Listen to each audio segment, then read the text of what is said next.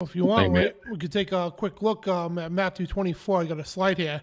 So turn to your own Bibles, guys, if you want to see this too. Matthew 24, 29, and 31. So immediately after the tribulation of those days, right?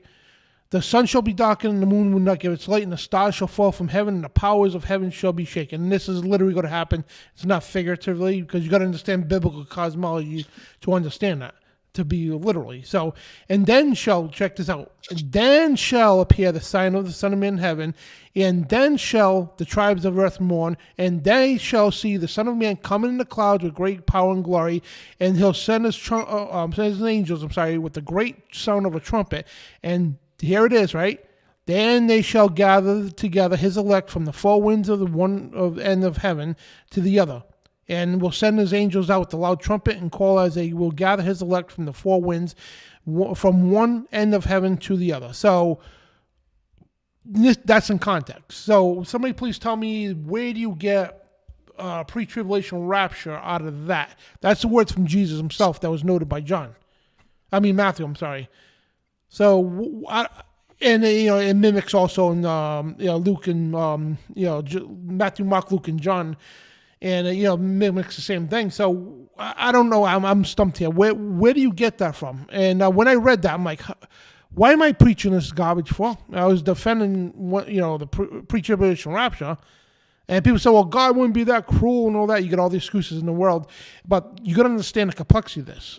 Those who endure to the end shall be saved. That's what he also says too. So what does he mean by endure to the end?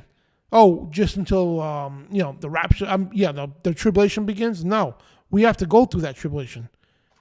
The tribulation, a point of a tribulation is against us. It's not against them. It doesn't harm Satan. Satan has power to overcome the saints. It's right in 2 Thessalonians 2, which we get to later. But I don't know. It's perfect. And you ask where this comes from. It comes from the spirit of Antichrist. The word anti means in place of. And what these people are obviously doing, you don't have to be the sharpest knife in the drawer, or we'd all be in trouble, wouldn't we? But Jesus said, I'm coming after.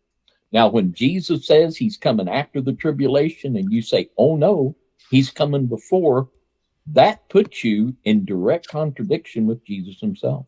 And that puts you believing something that's been put in place of the actual doctrine of Christ. They do it again in John chapter 17, verse 15.